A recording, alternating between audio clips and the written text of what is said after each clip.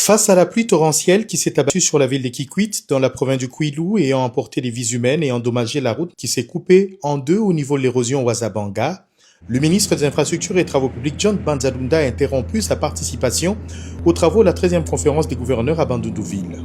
Dépêché par le chef de l'État Félix-Antoine Tshisekedi Tshilombo pour arriver urgemment à Kikwit afin de mesurer l'ampleur du drame. Aujourd'hui, nous avons été réveillés par une situation dramatique sur les sites érosifs de Ouazabanga, ici à Kikwit.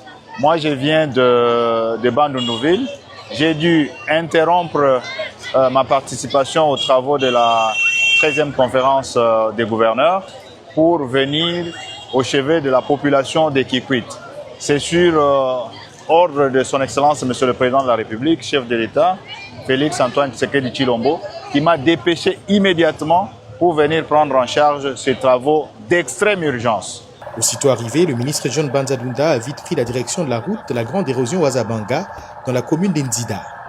L'objectif est clair, inspecter cette route d'importance capitale coupée en deux par cette érosion après la pluie diluvienne qui s'est abattue sur la ville dans la nuit du 24 au 25 mars 2026.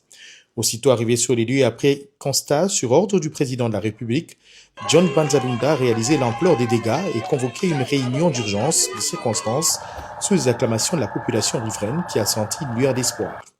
Entouré de toutes les structures techniques du ministère des Infrastructures et Travaux publics, il a été décidé le lancement des travaux express afin de sauver non seulement cette route d'approvisionnement, mais aussi protéger les réseaux de la Société nationale d'électricité pour permettre ainsi à la population kikwitoise d'évacuer librement sa mobilité. Nous avons décidé de commencer les travaux maintenant, pas aujourd'hui, maintenant là, avec une entreprise partenaire. Donc dans quelques minutes, vous allez voir que nous allons déployer les engins ici pour que les travaux commencent immédiatement. Donc à la population de Kikwit, elle doit être apaisée parce que le gouvernement central prend immédiatement en charge cette situation et nous allons juguler cette érosion. Il s'en suivra par la suite une descente à l'hôpital général de Kikwit, laquelle infrastructure est en pleine modernisation et ce, répondant aux standards internationaux.